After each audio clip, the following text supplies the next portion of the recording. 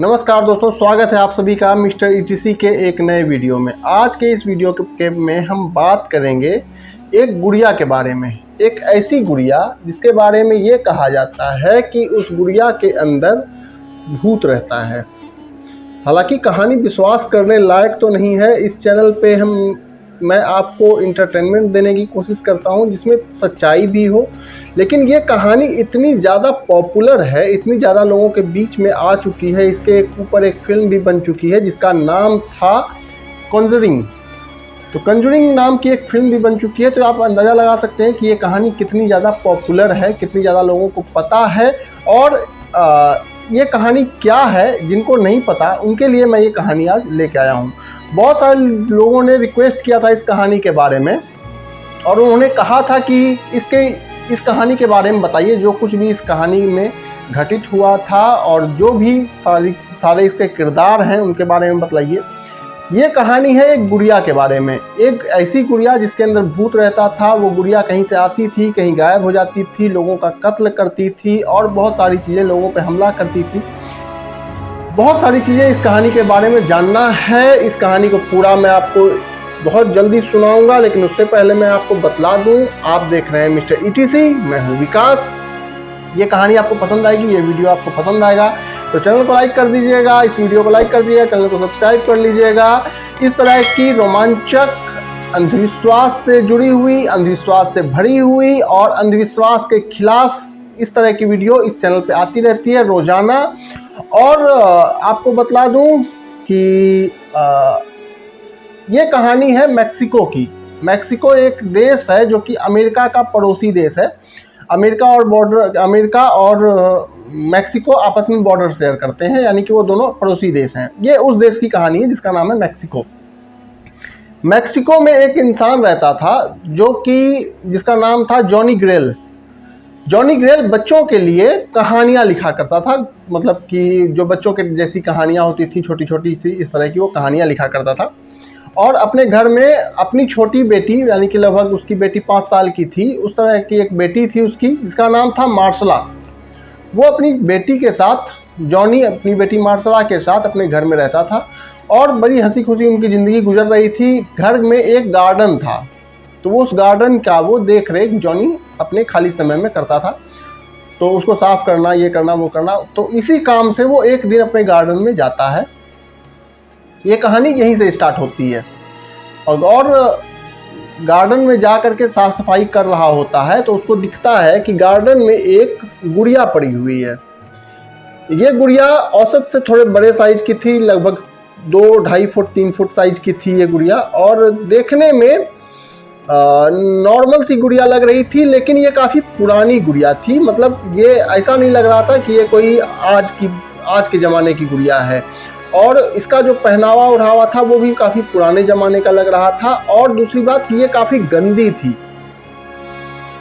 Generally इस तरह की कोई भी चीज़ जब पाई जाती है हमारे गार्डन में तो लोग करते ये हैं कि उसकी पहले अच्छे से देख रेख करने के बाद उसको डस्टबिन में उठा के फेंक देते हैं। लेकिन उस दिन जॉनी के साथ क्या हुआ, उसने इस गुड़िया को बढ़िया से चेक किया, उठाया, अच्छे से चेक किया और चेक करने के बाद उसने अपनी बेटी मार्शला को ये गुड़िया खेलने के लिए दे दी कि आप इसे लेकर जाओ। मार्शला उस गुड़िया को लेकर घर जाती है, उसको बढ़िया से साफ सफाई करती है, जो भी एक बच्चे से हो पाता है। फिर जॉनी उसका मदद करता है, गुड़िया का जो भी जहाँ था साफ सुफ करने के बाद वो उसको घर में रख लेता है। कुछ ही दिन के बाद, पहले तो शुरू में सब कुछ ठीक चल रहा था, लेकिन जॉनी ये देखता है कि उस गुड़िया के साथ मार्शला का लगाव वो बहुत ज़्यादा बढ़ गया था। यानी कि पहले मार्शला जहाँ बहुत सारे खिलौनों से खेलती थी, अब वो सिर्फ उस गुड़िया से खेलती है, उससे बैठ के बातचीत करती है और बहुत सारी चीज़ें जो एक बच्चे से आप एक्सपेक्ट नहीं कर सकते हैं। वो मतलब अपने पापा से जितना नॉर्मली बात करती थी वो अब उतना भी नहीं करती। वो दिन भर उस गुड़िया के साथ अपने रूम में बंद रहती है, उसके साथ बातचीत करती है, उसको खाना खिलाती है, ये करती है, वो करती है। जॉनी को ये थोड़ा सा अजीब तो लगा कि इसको ये जब से मैंने गुड़िया दी है तब से क्या हो गया है इसको। लेकिन फिर उसने कहा कि चलो बच्चा है, कोई बात नहीं, होता है, बच्चे के मन में क्या हो सकता है, उसको वो गुड़िया बहुत ज़्यादा पसंद आई हो। इसी तरह की चीज़ें चल रही थी और लगभग ये गुड़िया मिले हुए 15 दिन बीता होगा। कि मार्सला की तबीयत बहुत ज़्यादा ख़राब हो जाती है, मतलब उसको फिजिकली अंदर से बहुत ज़्यादा ख़राब लगने लगता है। वो अपने पापा से कहती है और उसकी तबीयत ख़राब हो जाती है। हर बार में ये लोग लेके हॉस्पिटल जाते हैं। जाने के बाद जब मार्सला की जांच की जाती है तो पता चलता है कि मार्सला बहुत हाई रेडिएशन के चपेट में आई है। रेडिएशन वो होता है जब कोई हम न्यूक्लियर यानी कि परमाणु संबंधी किसी चीज़ के चपेट में आते हैं ना, कहीं पे परमाणु बम फूटा तो ज़्यादातर लोग रेडिएशन से मारे जाते हैं। तो रेडिएशन एक ऐसी चीज़ है जो हमारे शरीर को अंदर से ख़राब कर देती है, हमारी चमड़ी को झुलसा देती है और इस तरह की चीज़ें। तो ये बहुत हाई रेडिएशन के चपेट में आई थी, जिसके वजह से डॉक्टरों ने कहा कि इसके शरीर के अंग जो है ना वो ख़राब हो चुका है। और ये रेडिएशन कहाँ से आया उनके घर में ये किसी को नहीं पता, ये रेडिएशन के चक्कर में कैसे पड़ी। तो ये मार्सला को हॉस्पिटल में एडमिट कर दिया जाता है। वो ज़िंदगी की जंग अपनी लड़ रही होती है, शरीर का उसके स्थिति बहुत ज़्यादा ख़राब हो चुका था। इस बीच में बात पुलिस तक पहुंचती है। पुलिस उस रेडिएशन को जांच करने के लिए इनके घर पे आती है। इनके पूरे घर की जांच की जाती है, कहीं पे कोई रेडिएशन का सबूत नहीं मिलता। बाकायदा उस गुड़िया की जांच की जाती है, उसमें भी रेडिएशन का कहीं कोई सबूत नहीं मिलता। उसके बाद मार्सला जहाँ कहीं भी जाती थी, जहाँ तक एक छोटा बच्चा स्कूल जा सकता है, उस रास्ते में जिस रास्ते से वो जाता है, जिस गाड़ी से वो आती जाती है, यानी कि रेडिएशन अगर उस बच्चे को लगा है तो वो शहर के बाकी आदमियों को लग सकता है, रेडिएशन फैल सकता है। इस चलते बहुत सघन, बहुत मतलब आप समझ लीजिए कि संजीदगी से इस जांच को किया जाता है कि रेडिएशन आखिर उसको लगा कहाँ से, रेडिएशन उसके संपर्क में वो आई कैसे। उसके स्कूल की बाकायदा पूरी तरह से जांच की जाती है। हर वो चीज़ जिसके संपर्क में वो आ सकती है या आई होगी, हर एक चीज़ की जांच की जाती है, और लेकिन उस रेडिएशन का कोई सोर्स नहीं मिल पाता है। इस बीच में लगभग 15 दिन गुजर चुका था और 15 दिन के बाद मार्सला की मौत हो जाती है। यानी कि वो बच्ची जो 5 साल की थी, गुड़िया से खेलती थी, उसकी मौत हो जाती है। वो गुड़िया घर में ही पड़ी हुई थी और इधर बच्ची की मौत हो जाती है। उसके पिताजी घर आते हैं।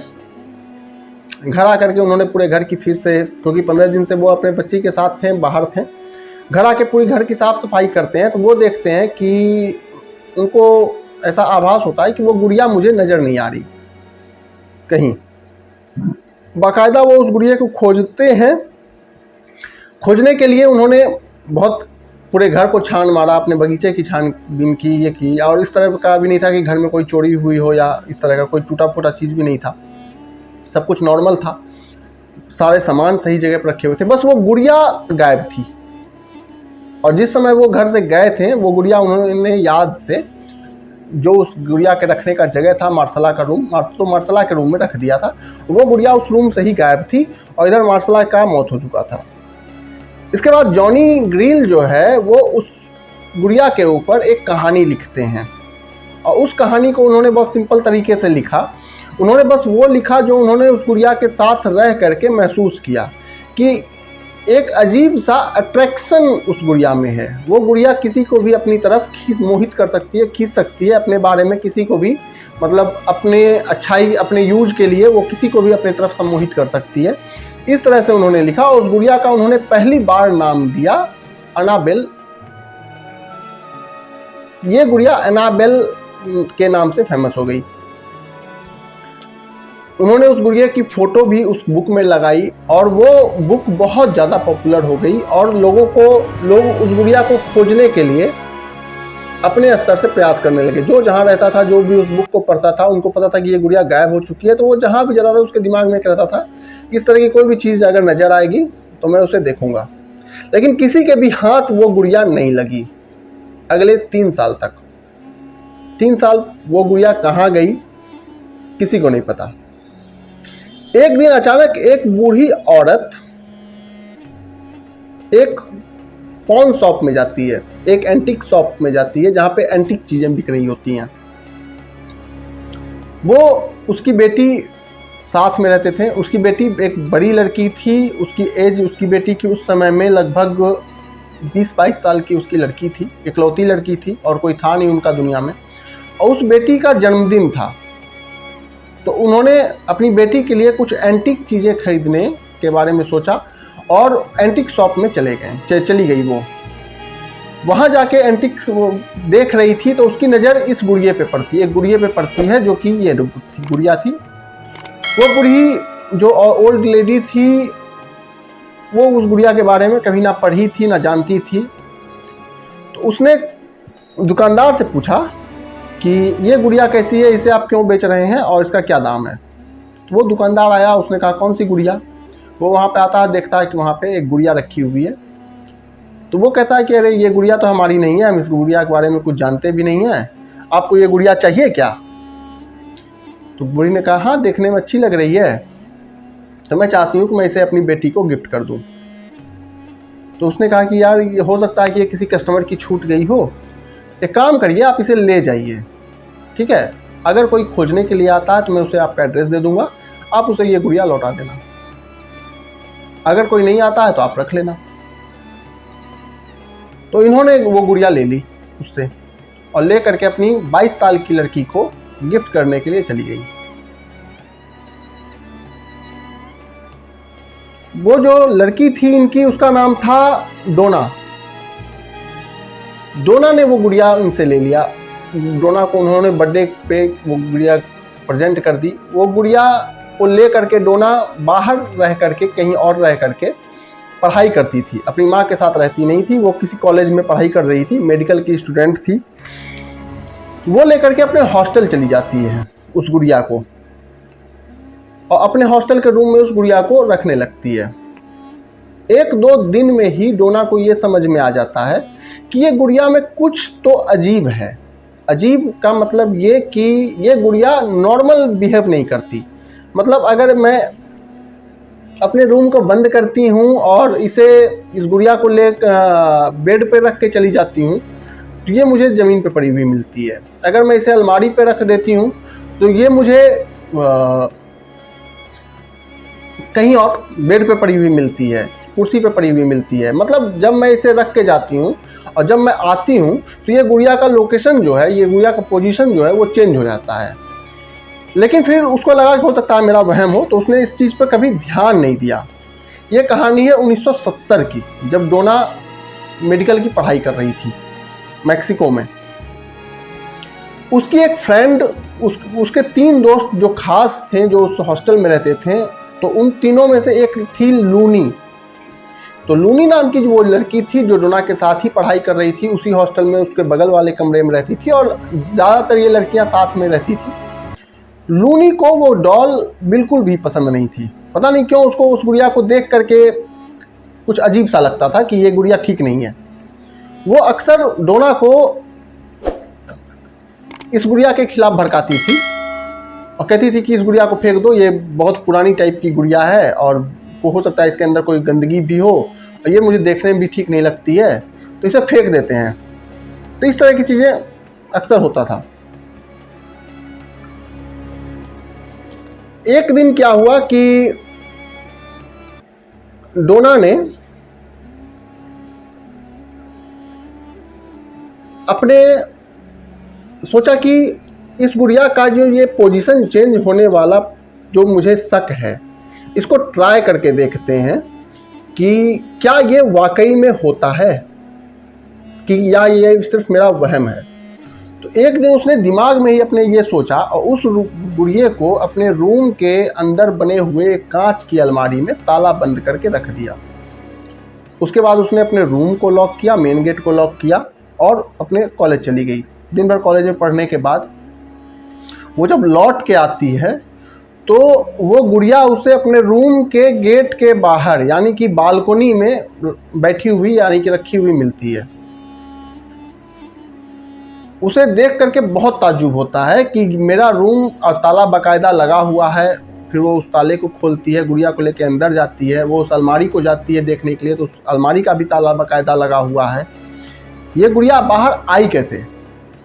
ना ही रूम किसी ने खोला, ना ही मेरी अलमारी किसी ने खोली। ये गुड़िया मैंने अपने याद में अलमारी के अंदर रखी थी, ये गुड़िया बाहर अचानक कैसे आ गई बालकनी में?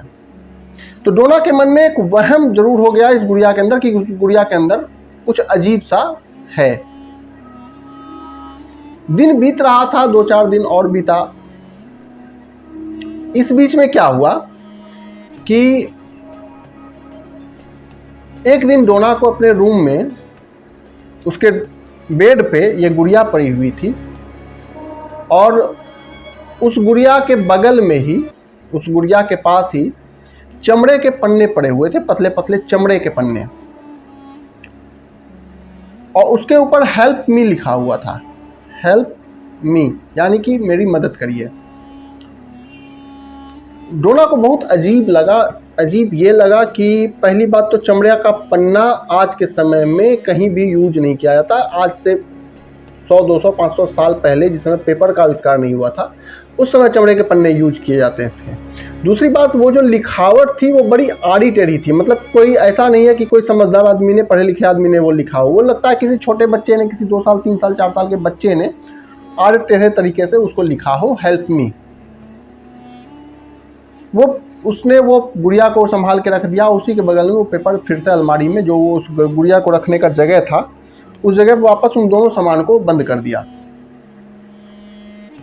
फिर अगले दिन उसको उसी पोजीशन में वो गुड़िया मिलती है और उसी पोजीशन में फिर से एक नया पन्ना मिलता है, उसके ऊपर भी वही हेल्प मी लिखा हुआ होता है।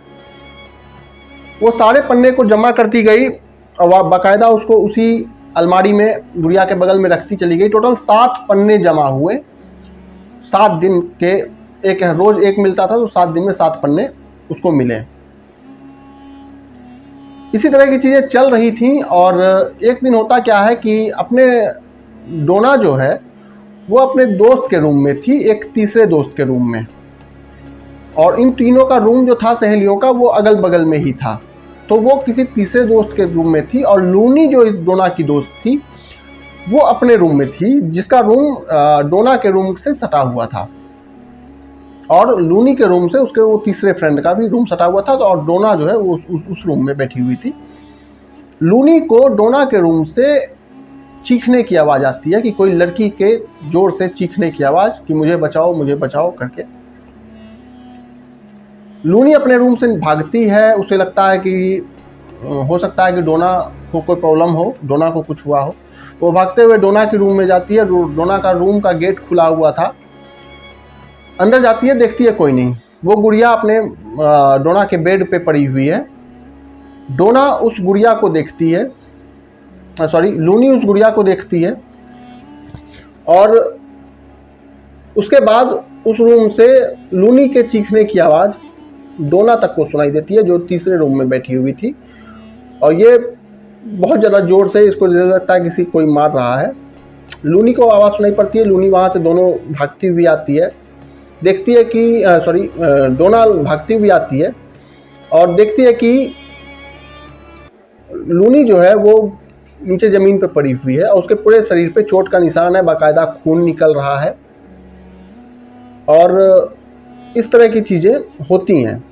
तो डोना अपने रूम में भाग के आती है लूनी के चीखने की आवाज़ को सुनकर, और वहाँ पे वो देखती है कि लूनी ज़मीन में पड़ी हुई है। उसके शरीर में टोटल 7 चोट के निशान हैं और वे चोट के निशान जो है वो ताज़ा हैं, अभी तुरंत के लगे हुए हैं और उसको बुरी तरह से मारा गया है।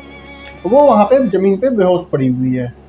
लूनी का चोट का निशान देख के डोना को ये लगता है कि हो सकता है कि क्योंकि रूम का गेट खुला हुआ है तो कोई चोर आया हो या कोई किसी से हाथापाई हुई हो। और क्योंकि अब लूनी बेहोश है तो वो बता भी नहीं सकती है कि हुआ क्या है। तो आनन फानन में उसको फिर हॉस्पिटल पहुंचाया जाता है। वहाँ पे वो पहुंचती है और वहाँ पे उसका इलाज स्टार्ट होता है। 2 दिन के अंदर, 2 दिन के इलाज के बाद उसके शरीर पे सारे चोट के निशान गायब हो जाते हैं, यानी कि ठीक हो जाते हैं। डॉक्टर को बहुत ज़्यादा ताज्जुब होता है कि इतना जल्दी इतने गहरे चोट के निशान 2 दिन के अंदर कैसे ठीक हो सकते हैं। और लूनी पूरी तरह से बिल्कुल ठीक हो जाती है और ठीक होने के बाद वो बताती है कि उसके ऊपर जो हमला किया था वो उस गुड़िया ने किया था और वो हमला जानलेवा था। अगर डोना सही समय पे उस रूम पे नहीं पहुंचती तो शायद लूनी की जान उस गुड़िया ने ले ली होती। उसके बाद जब ये लूनी हॉस्पिटल में एडमिट थी, इन 2 दिनों के बीच में एक दो घटनाएं और हुई जिसने डोना को हिला के रख दिया। जहाँ तक वो अभी तक सोच रही थी कि ये सारी चीज़ें हो सकता है कि एक संजोग हो, गुड़िया का हिलना और बाकी चीज़ें, तो वहाँ उसे लूनी अपने हॉस्पिटल में एडमिट थी और इधर डोना अपने रूम में थी। डोना एक दिन अपने कॉलेज से आती है इसी बीच के पीरियड में, समय में, और देखती है कि गुड़िया अपनी जगह से फिर से हिली हुई है और उसके पूरे शरीर पे, यानी कि उसके पीठ पे और पेट का जो एरिया है, यहाँ पे ताज़ा खून लगा हुआ है।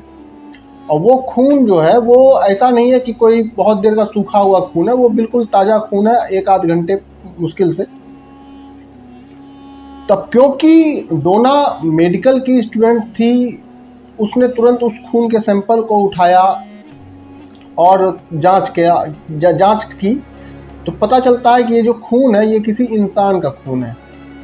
यहाँ पे एक बात और जानने लायक है कि रोजाना जब वो गुड़िया हिलती थी, अपने जगह से हिली हुई डोना को मिलती थी, तो उस गुड़िया के शरीर पे, पैर पे, हाथ पे ताज़ी मिट्टी हमेशा मिलती थी रोजाना उस डोना को।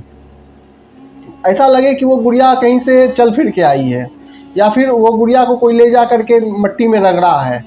इस तरह की चीज़ें उस गुड़िया के ऊपर हमेशा रोजाना मिलती थी, जिनको डोना रोजाना साफ करती थी और वापस अलमारी में रखती थी। और उस दिन जिस दिन खून मिला, उस दिन भी उसके शरीर पे वो मिट्टी भी मिली और साथ में वो खून मिला। अब क्योंकि दो ऐसे मामले हो चुके थे, पहला तो एक जानलेवा हमला हो चुका था और दूसरा जानलेवा हमला, वो जो खून का जो धब्बा था वो किसी भी तरह से लूनी का नहीं था। इसलिए क्योंकि पहला तो उसका ब्लड ग्रुप ही अलग था, दूसरी बात कि जब लूनी पर हमला हुआ था तो उस दिन वो गुड़िया जो है के ऊपर किसी भी तरह का खून का दाग उसके बाद नहीं था। ये कोई दूसरा कहीं और से आया हुआ खून है। तो डोना बहुत परेशान हो गई और डोना के साथ ये हो रहा था अक्सर कि वो ये सोच रही थी कि अरे गुड़िया है, क्या कर लेगी। जब भी वो कुछ कड़ा फैसला लेने का कोशिश करे तो उसका दिमाग पता नहीं क्यों गुड़िया को देखकर अरे गुड़िया के खिलाफ क्या केस करने जाएंगे, मान के चलिए ऐसा, गुड़िया के खिलाफ क्या किसी को बताना। तो ऐसा होते ही ऐसा हमेशा हो रहा था। और आपको मैंने शुरू में ही बताया कि जॉनी ग्रिल ने जब वो अपनी किताब लिखी थी इस एनाबेल डॉल के बारे में, तो उन्होंने बताया था कि इसके अंदर एक सम्मोहन की शक्ति है जो लोगों से अपना काम करवाने के लिए उनको सम्मोहित कर लेती है। तो हो ये भी सकता था कि कहीं ना कहीं डोना को अपने खिलाफ कोई भी एक्शन नहीं लेने के लिए वो उसका दिमाग को बदल रही थी गुड़िया। लेकिन उन सब चीज़ों को एक साइड रख करके, क्योंकि अब इंसान के ऊपर एक हमला हो गया था, जानलेवा हमला हुआ था लूनी के ऊपर, तो डोना इन सब चीज़ों को लेकर जो इसके हॉस्टल का सबसे नज़दीकी चर्च था उस चर्च के पास चली जाती है। उनके फादर, जो उसके बिशप थे, फादर थे, उनसे मिलती है और उनको सारी बात बताती है कि ऐसे ऐसे करके मुझे ये डॉल मिली है, उसके साथ बहुत अजीब अजीब चीज़ें हो रही हैं, अक्सर ऐसा ऐसा करके गुड़िया अपनी जगह से हिली हुई मिलती है, ताज़ी मिट्टी मिलती है, और इस तरह से हमला हुआ है। और अब लूनी बता रही है कि उसका हमला जो है वो इस डॉल नहीं किया है। बिशप को कुछ समझ में नहीं आता, वो लूनी के इसके डोना के रूम पे आते हैं, उस गुड़िया को देखते हैं, गुड़िया का देख करके उनको समझ में कुछ आ जाता है कि ये क्या है, लेकिन वो कहते हैं कि ये हमारे हाथ में नहीं है, मेरे बस का नहीं है, मैं इसको कंट्रोल नहीं कर पाऊंगा, इसलिए मुझे अपने सीनियर से इसके बारे में बात करनी पड़ेगी। ये बोल करके वो वहाँ चले जाते हैं और वो अपने सीनियर से बात करते हैं, जो कि उस एरिया, उस इलाके के पूरे समझ लीजिए कि मैक्सिको के सबसे बड़े फादर थे। और उनका नाम था कुक, टिम कुक नाम था उनका पूरा नाम, उन फादर, सीनियर फादर का। तो टिम कुक के पास जाती है। ये दोनों जो छोटे वाले फादर थे, बिशप थे, और साथ में उनके डोना थी। टिम कुक को सारी बात बताई जाती है। टिम कुक कहते हैं कि मैं इन सब चीज़ों को हैंडल नहीं करता क्योंकि ये पैरानॉर्मल चीज़ें हैं, तो इनको साइंटिफिक वे में सॉल्व करने के लिए आपको किसी की ज़रूरत पड़ेगी। तो उन्होंने एक रिकमेंड किया, एक नाम दिया और साथ में अपने से बात भी किया टिम कुक ने। उस समय के जो पूरे के पूरे अमेरिका, मैक्सिको, इस इलाके के सबसे बड़े पैरानॉर्मल इन्वेस्टिगेटर थे, वो एक पति पत्नी थे और उनका जो नाम था वो एडवर्ड वॉरेन और लॉरेल वॉरेन उनका नाम था। इन दोनों पति पत्नी को ये केस दिया जाता है कि आप दोनों वहाँ पे जाइए, और वाकई में देखिए साइंटिफिक वे में, साइंटिफिक तरीके से कि वाकई में कुछ है भी या ऐसे ही कुछ भी नहीं है वहाँ पे। तो पति पत्नी को ये ऑर्डर मिल जाता है, और ये लोग तो इस तरह की चीज़ों के एक्सपर्ट थे, बहुत सारा इस तरह का केस सॉल्व कर चुके थे। तो ये दोनों वहाँ उनके रूम पे पहुँचते हैं और गुड़िया को देखते के ही साथ समझ जाते हैं कि इस गुड़िया के साथ कुछ तो गड़बड़ ज़रूर है, लेकिन वो क्या गड़बड़ है वो हमें पता लगाना होगा कि इसके अंदर किस तरह की गड़बड़ी है और कितनी गड़बड़ी है। तो इन्होंने कहा डोना से कि डोना जी हमको आपके हॉस्टल में ही 8 दिन के लिए रुकना पड़ेगा, और 8 दिन हम पूरा इन्वेस्टिगेशन करेंगे इस गुड़िया के बारे में, और 8 दिन के बाद ही आपको बता पाएंगे कि ये प्रॉब्लम जो है वो कितनी बड़ी है, और आप जो सोच रही हैं उस तरह का कुछ है भी या नहीं, या ये सिंपल सी एक गुड़िया ही है बस। 8 दिन उन्होंने डोना के रूम को खाली करवा दिया और गैर ज़रूरी चीज़ें सारी निकलवा दी उस रूम से, और डोना को उसी रूम में रहने के लिए कह दिया कि आप इसी रूम में जिस तरह से नॉर्मल रहती हो उसी तरीके से रहो। पूरे रूम में इन्होंने कैमरे फिट करवा दिए, और उसके बगल में जो लूनी का रूम था, तो लूनी को शिफ्ट कर दिया उसकी फ्रेंड के साथ, और लूनी के रूम में ये दोनों वाइफ हस्बैंड रहने लगे तो पूरे 8 दिन के लिए। और इनका पूरा इन्वेस्टिगेशन चलता रहा, पूरा जांच चलता रहा। इन्होंने पता लगाने की कोशिश किया कि वो गुड़िया कहाँ से आई थी, कहाँ कहाँ गई थी, आज तक कहाँ कहाँ जा चुकी है, किसके किसके साथ रह चुकी है, कौन कौन से काम कर चुकी है, इस तरह की सारी चीज़ें पता लगाने की कोशिश की। लेकिन उस गुड़िया के बारे में ज़्यादा कुछ किसी को पता नहीं चल पाया कि वो गुड़िया कहाँ से आई थी और क्यों आई थी। उस जो डोना के रूम में कैमरे लगाए गए थे उसमें जो मूवमेंट सारे उस गुड़िया का कैप्चर हुआ, वो गुड़िया एक नॉर्मल इंसान की तरह जब रूम में कोई नहीं रहता था तो वो अलमारी से उतरती थी और नॉर्मल एक आदमी की तरह, एक छोटे बच्चे की तरह उस रूम में टहलती थी, और बाकी सारी चीज़ों जो भी सामान था उस डोना का उस रूम में, उन सारी चीज़ों के साथ वो खेलती थी, और उन किताबों के साथ भी खेलती थी जो डोना के मेडिकल की किताबें थीं। और डोना के रूम में जो खिड़की थी वो उस खिड़की से कूद के बाहर जाया करती थी, और बाहर से फिर घूम फिर के आती थी तभी, और आ करके फिर जहाँ तहाँ जब डोना आती थी तो वो उसे जहाँ तहाँ पड़ी हुई मिलती थी।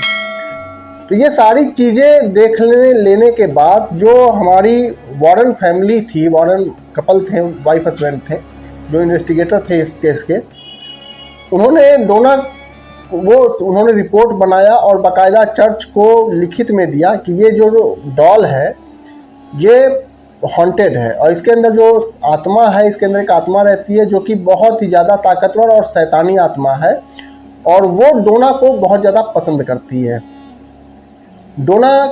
वो डोना को इसलिए पसंद करती है क्योंकि इस डॉल को अपने किसी मकसद को पूरा करने के लिए इंसानी शरीर की ज़रूरत है, और वो शरीर उसने जो पसंद किया है वो शरीर है डोना का, यानी कि वो डोना के ऊपर अब किसी भी दिन हमला कर सकती है। डोना की जान को खतरा है, और ये खतरा किसी भी दिन कब हो सकता है, कोई हिसाब किताब नहीं है इसका कि कब होगा, लेकिन बहुत जल्दी होगा। ऐसे में डोना के साथ उस डॉल को रहने देना ज़रूरी नहीं है, उसको रख नहीं सकते वहाँ पे डोना के साथ, क्योंकि ऐसे में डोना की जान के साथ खेलना होगा। तो चर्च का फैसला आया, और ये कहानी है, आप अंदाज़ा लगा लीजिए कि 1970 के आसपास की। तो चर्चों का उस समय वैल्यूएशन बहुत ज़्यादा था, बहुत ज़्यादा उनको माना जाता था। चर्च का फैसला आया कि उस डॉल को अलग कर लिया जाए, डॉल को आप अलग करके रखिए। तो इन्होंने कहा कि हम चर्च में उस डॉल को रख देते हैं, आप उसको यहाँ रखिए। तो वो चर्च उस डॉल को रखने के लिए तैयार नहीं हुआ। वो कहा कि ये भगवान का घर है, हम उसे कहाँ रखेंगे, तो उसे क्या करना है वो आप ही देखिए कि आप उसको रखिए अपने पास। तो वॉरेन फैमिली फिर उस डॉल के पास जाती है और वापस डोना के रूम में जाती है, और उस डॉल को अपने साथ ले करके वहाँ से निकल जाती है। कार से वो वापस आ रही थी, अपने घर में आ रही थी। उस डॉल के लिए उन्होंने कुछ प्लान किया हुआ था कि कहाँ रखना है नहीं रखना। रास्ते में थे वो दोनों, तभी इनकी गाड़ी का सारा सिस्टम फेल हो जाता है। सारा सिस्टम मतलब हैंडल जाम हो जाता है, ब्रेक फेल हो जाते हैं, क्लच फेल हो जाता है, गाड़ी डिसबैलेंस हो जाती है, चारों चक्का एक साथ पंचर हो जाता है और इनकी गाड़ी जाकर के एक पेड़ से भिड़ जाती है। हालांकि उस एक्सीडेंट में किसी को कुछ हुआ तो नहीं, लेकिन ये वारन फैमिली समझ गई कि ये जो सारा का सारा खेल है ये इस गुड़िया का ही खेल है, ये डोना से अलग होके मतलब अलग नहीं जाना चाहती है। फिर उन्होंने किसी तरह से पवित्र जल छिड़क करके उस डॉल पे कब्जा किया, काबू किया, उसको शांत किया और लेकर के अपने घर में आए। आने के बाद उसको एक शीशे के बॉक्स में पैक किया और बाकायदा उसके ऊपर लिख दिया कि इस बॉक्स को नहीं खोलना है। लेकिन बॉक्स को बनाने से पहले कुछ दिन तक, जब तक वो बॉक्स बनाने का काम चल रहा था, तब तक गुड़िया इनकी बाहर में रखी हुई थी और इनके घर में वो उसी तरह की हरकत कर रही थी कि मतलब चल फिर रही थी और कभी यहाँ पाई जाती थी, कभी वहाँ पाई जाती थी, इस तरह की चीज़ें। इनके घर में भी उसका वो खेल चालू था। उसके बाद उसका शीशा बनाया गया और इनके पास इस तरह की पैरानॉर्मल बहुत सारी चीज़ों का एक कलेक्शन था, एक रूम बना हुआ था जहां वो इस तरह की पाई हुई इनके जितने भी केस होते थे उसमें जो भी सामान इनको मिलता था उसका एक कलेक्शन इन्होंने बनाया हुआ था। उसी रूम में उस डॉल को रख दिया। बाद में जब इनका कलेक्शन बहुत बड़ा हो गया तो इन्होंने उस कलेक्शन को दिखाने के लिए एक एक म्यूजियम बनाया जो कि अभी भी मैक्सिको में मौजूद है उसी जगह पे। और बहुत सारे लोग उस म्यूजियम को देखने के लिए जाते हैं। आज भी ये डॉल उसी म्यूजियम में उसी तरीके से रखी हुई है और उसके ऊपर बाकायदा लिखा हुआ है कि किसी भी तरीके से इस डॉल के पास जाने की कोशिश आप ना करें और इस शीशे को खोलने की कोशिश तो बिल्कुल भी ना करें। कोई भी ऐसा काम ना करें कि जिससे कि आपकी मुसीबत बढ़ जाए, क्योंकि आज भी ये डॉल अगर बाहर निकल गई तो इसका वो खेल जो है, वो जो ये काम करती है, ये डॉल कहाँ से आई, कितने लोगों को इसने मारा, वो खून कहाँ से आया, ये सारी चीज़ों का अभी भी पता नहीं है। लेकिन कहा ये जाता है कि उसके बाद वो वारन फैमिली एक्सपायर हो गई, उनका वो म्यूजियम आज भी चलता रहा, बहुत सारे लोग उसको देखने के लिए आते रहे। और आते हुए एक इसी बीच में हाल फिलहाल के समय में एक लड़का लड़की था, वो उस म्यूजियम में जाता है और उस डॉल के सामने जाकर के, एनाबेल डॉल के सामने जाकर के खड़ा हो जाता है और लड़का उस डॉल का बहुत ज़्यादा मजाक उड़ाता है कि ये तो एक गुड़िया है, ये क्या कर लेगी, ये इसको इतना दम कहाँ है, ये सारी मनगढ़ंत कहानियाँ हैं, इस तरह से मजाक उड़ाता है। और वो लड़की जो थी इसके साथ, वो डर रही थी और वो उसको मना कर रही थी कि इस तरह से मजाक मत उड़ाओ, कुछ हो या ना हो हमें उससे पंगा लेने की ज़रूरत ही क्या है। लेकिन वो लड़का नहीं सुना, वो मजाक उड़ाता रहा और उस डॉल के सामने खड़ा होकर ही उसको मजाक उड़ाता रहा। यहाँ तक कि कहते हैं कि उसने उस शीशे को भी खोलने की कोशिश की थी, 1-2 बार उसके ऊपर मुक्का भी मारा था, लेकिन क्योंकि पुराना मजबूत बना हुआ है तो इसलिए कुछ हुआ नहीं उसको। लेकिन फिर वो लड़का लड़की वहाँ से बाइक से निकलते हैं और अपने जहाँ भी जा रहे हों, रास्ते में एक्सीडेंट हो जाता है और एक्सीडेंट इतना ज़बरदस्त था कि लड़के की मौत तुरंत ही वहीं पे स्पॉट हो जाती है और वो जो लड़की थी वो कोमा में चली जाती है और अगले 10 साल तक कोमा में रहती है। यानी कि ये लगभग आप अंदाज़ा लगा लीजिए 10-15 साल पुरानी घटना है। वो लड़की जब कोमा से निकलती है 10 साल के बाद, तो वो बतलाती है कि ऐसा ऐसा वो जो लड़का था उसने ऐसे ऐसे करके उस डॉल का मजाक उड़ाया था और हम बाइक से जब जा रहे थे तो हमें रास्ता दिखना बंद हो गया था, सामने अंधकार जैसा बिल्कुल हो गया, अंधेरा हो गया, हमें कुछ भी नज़र नहीं आने लगा कि अब क्योंकि बाइक बहुत रफ्तार में थी तो उसे कंट्रोल नहीं किया जा सका, वो गाड़ी गिर गई और इस तरह का एक्सीडेंट हो गया। तो डॉल अभी शीशे में बंद है, फिर भी वो उतनी ही ताकतवर है, वो अभी भी इस तरह का केस कर सकती है। दोस्तों ये कहानी है तो बहुत इंटरेस्टिंग, इसके ऊपर फिल्म बन चुकी है कंजरिंग के नाम से, जिसे बहुत सारे लोगों ने देखा, बहुत पॉपुलर मूवी है। लेकिन इन सारी चीज़ों के ऊपर भरोसा करना चाहिए या नहीं करना चाहिए ये आप सोच लीजिए। ये कहानी के जैसा मैंने आपको सुनाया, आप इसे एक कहानी के जैसा ही सुनिए, लेकिन इसमें जो भी चीज़ें हैं ना वो इस दुनिया में घटित हुई हैं और सारी की सारी चीज़ें सच्ची हैं। ऐसा नहीं है, मैक्सिमम में वो डॉल आज भी रखी हुई है और उसके ऊपर बाकायदा वार्निंग वगैरह सब कुछ रखा हुआ है। ये कहानी आपको पसंद आएगी। इस कहानी से रिलेटेड कोई आपका सवाल हो तो आप मुझे पूछ सकते हैं, और आपका कोई सलाह हो, कोई स्टोरी आपको सुनना हो, उसके बारे में भी आप कमेंट करके मुझसे पूछ सकते हैं। ये वीडियो आपको पसंद आया हो तो लाइक कर दीजिएगा, चैनल को सब्सक्राइब कर लीजिएगा। स्क्रीन पर आने वाले इन दोनों वीडियोस में से किसी वीडियो पर क्लिक करके आप अगले वीडियो पे जा सकते हैं। इसी तरह के इंटरेस्टिंग वीडियोस के लिए जुड़े रहिए हमारे चैनल के साथ। मिलते हैं किसी और वीडियो में, तब तक के लिए जय हिंद।